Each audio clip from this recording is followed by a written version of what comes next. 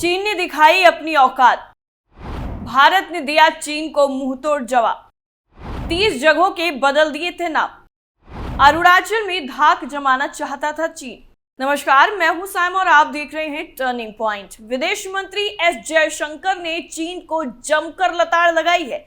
उन्होंने चीन के अरुणाचल प्रदेश की जगहों के नाम बदलने को लेकर चीन को करारा जवाब दिया है।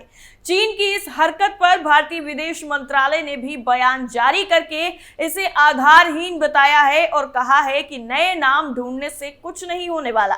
विदेश मंत्री जयशंकर ने अरुणाचल में चीन के नाम बदलने को लेकर कहा है कि अगर मैं आपके घर का नाम बदल दूं तो वो मेरा घर बन जाएगा क्या? नाम बदलने से कुछ नहीं होता है। अरुणाचल प्रदेश भारत का एक राज्य है, था और आगे भी रहेगा। उन्होंने चीन की घुसपैठ को लेकर कहा है कि हमारी सेना लगातार उस पर काम कर रही है। विदेश मंत्री जयशंकर के इस जवाब के बाद भारतीय विदेश मंत्रालय ने एक बयान जारी करके चीन के इस कदम को आधारहीन बताया है। विदेश मंत्रालय ने एक बयान में कहा है कि चीन लगातार भारत के अरुणाचल प्रदेश में जगहों के नाम बदलने का मूर्खतापूर्ण काम करता आया है। हम इस तरह की कोशिशों को नकारते हैं। अपने मन मुताबिक नाम रख लेने से यह सच्चाई नहीं बदलने वाली है कि अरुणाचल प्रदेश भारत का अभिन्न और अविभाज्य हिस्सा है, था और हमेशा रहेगा। अरुणाचल प्रदेश भारत का स्टेट है, पहले भी था, अभी भी है, आगे भी रहेगा। तो ये नाम बदलने से कुछ नहीं होता। और ये लद्दाख का विषय जो है, नहीं, एक्टिविस्ट होते हैं, अब एक्टिविस्ट के अपने विचार होते हैं। आप सब जानते हैं कि हमारी सेना जो है वो सीमा पे अगर जो भी कोशिश हो सीमा में लाइन ऑफ एक्चुअल कंट्रोल का उल्लंघन करने में हमारी सेना जो है वहाँ डिप्लॉय हो चुकी है। वहाँ उनको जो भी करना है वो जानते हैं क्या करना है। गौरतलब है कि चीन ने 31 मार्च 2024 को अरुणाचल प्रदेश के 30 नए नामों की सूची जारी की थी। उसने अरुणाचल में मौजूद 12 पहाड़ों, 4 नदियों, 1 दर्रे, 1 झील और 11 रिहायशी इलाकों के नाम की सूची जारी की थी। चीन ये कार्रवाई अरुणाचल पर अपने दावे के तहत करता है। वो अरुणाचल को तिब्बत का दक्षिणी हिस्सा बताता है और इसे जंगान प्रांत बताता है। इससे पहले भी चीन यहाँ कई बार नाम बदलने का ड्रामा कर चुका है और वो लगातार 2017 से ये करता आया है। गौरतलब है कि बीते 1 महीने में भारत कई बार ये बात दोहरा चुका है कि चीन को अरुणाचल में नाम बदलने या उस पर फर्जी दावे करने से कुछ हासिल नहीं होने वाला है। इससे पहले 29 मार्च 2024 को भारतीय विदेश मंत्रालय के प्रवक्ता रणधीर जायसवाल ने कहा था कि हम इस मामले पर अपनी स्थिति स्पष्ट कर दें। हमने पहले भी इस मामले में बयान जारी किए हैं। चीन जितनी बार चाहे अपने फर्जी दावे इस बारे में कर सकता है। इससे हमारे इस स्टैंड में कोई बदलाव नहीं आएगा कि अरुणाचल प्रदेश हमेशा से भारत का हिस्सा था, है और रहेगा। इससे पहले भी भारत ने चीन के दावों को नकारा है। दरअसल अरुणाचल को लेकर मार्च 2024 से चीन दोबारा से सक्रिय हुआ है। उसने पीएम मोदी के अरुणाचल प्रदेश का दौरा के बाद से ही अपना प्रलाप चालू कर दिया। पीएम मोदी ने इस दौरे में रणनीतिक तौर पर महत्वपूर्ण सेला सुरंग समेत तमाम परियोजनाओं का उद्घाटन और लोकार्पण किया था। सेला दुनिया की सबसे ऊंचाई पर बनी सुरंग है। पीएम मोदी ने इस दौरान पूर्वोत्तर में किए गए बाकी विकास कार्यों का भी ब्यौरा दिया था। पीएम मोदी के इस दौरे के बाद ही चीन के रक्षा मंत्रालय के प्रवक्ता कर्नल झांग जियाओआंग ने कहा था कि जिगांग यानी तिब्बत का भाषा में नाम, इसका दक्षिण का क्षेत्र चीन का पारंपरिक रूप से हिस्सा है।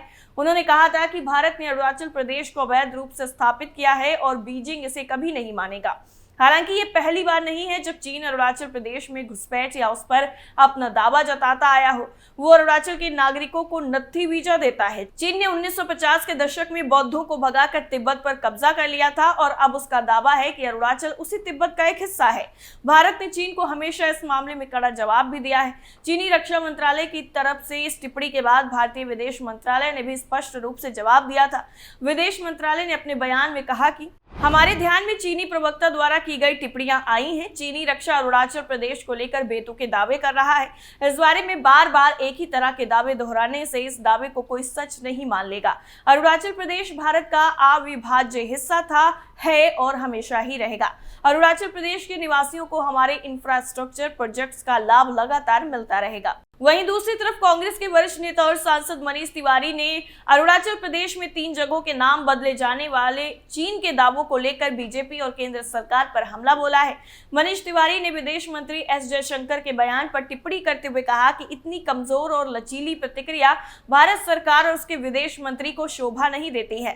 विदेश मंत्री ने कहा था कि मैं आपके घर का नाम बदल दूं तो वो घर मेरा थोड़ी हो जाएगा। तिवारी ने केंद्र सरकार के रवैये पर निशाना साधते हुए कहा कि जो लोग बुलंद आवाज में कच्चा तीवू ट्यूब की बात करते हैं वो चीन का नाम लेने से भी डरते हैं।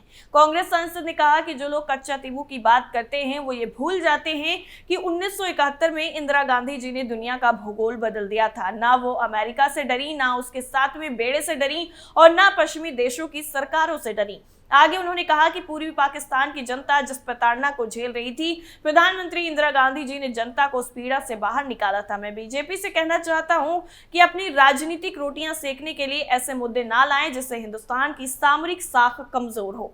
हमारे उनसे 2 सवाल है। पहला, भारत की कितनी जमीन मई 2020 के बाद से चीन के नियंत्रण में है? दूसरा, मोदी सरकार ने उस जमीन को खाली क्यों नहीं कराया? कांग्रेस नेता ने आगे ये भी कहा कि आज लगभग 4 साल हो गए हैं चीन की फौज ने भारत की सीमा में घुसपैठ की, लेकिन मोदी सरकार की कोई प्रतिक्रिया नहीं आई।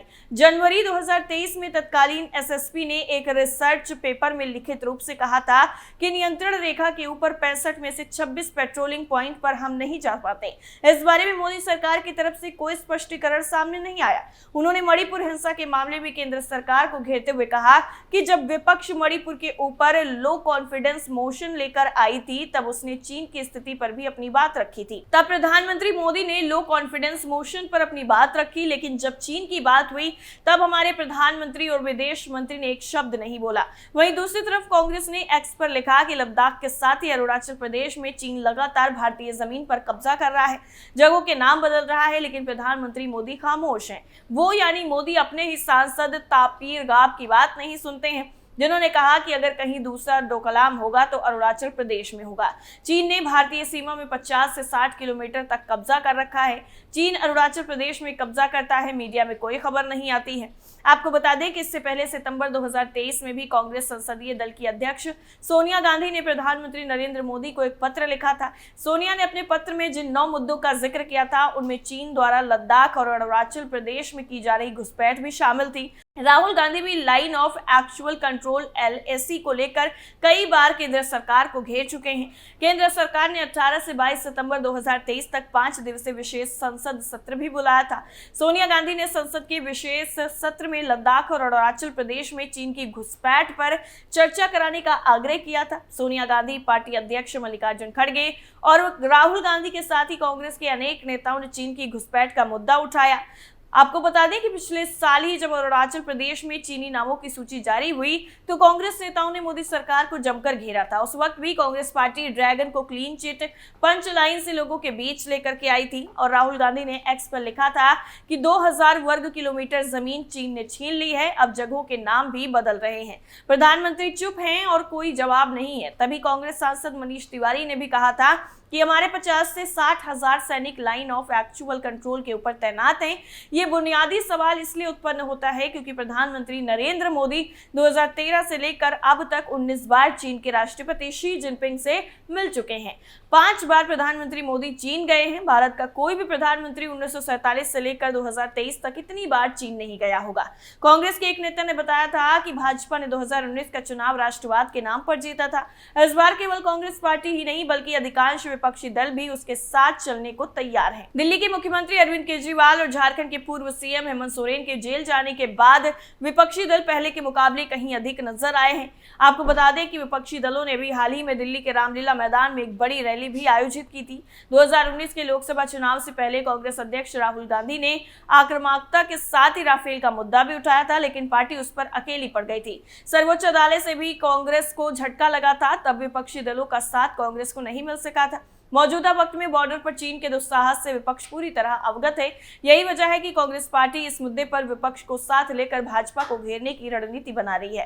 कांग्रेस पार्टी के अध्यक्ष मल्लिकार्जुन खड़गे कह चुके हैं कि अरुणाचल प्रदेश भारत का अभिन्न अंग है और रहेगा। गलवान के बाद पीएम मोदी की तरफ से चीन को क्लीन चिट देने का नतीजा देश भुगत रहा है। पिछले साल राहुल गांधी ने लद्दाख की यात्रा के दौरान कहा था कि पूरा लद्दाख जानता है कि चीन ने हमारी जमीन कब्जा की है। चीन की तरफ से अपने नए नक्शे में अरुणाचल प्रदेश के क्षेत्रों के नाम बदल देता है तो कभी अक्साई चीन को अपना बताने लगता है। आपका क्या मानना है इस पूरी रिपोर्ट को लेकर, हमें कमेंट करके जरूर बताइएगा। फिलहाल के लिए इतना ही, बाकी खबरों के लिए आप जुड़ रही कैपिटल टीवी के साथ। नमस्कार।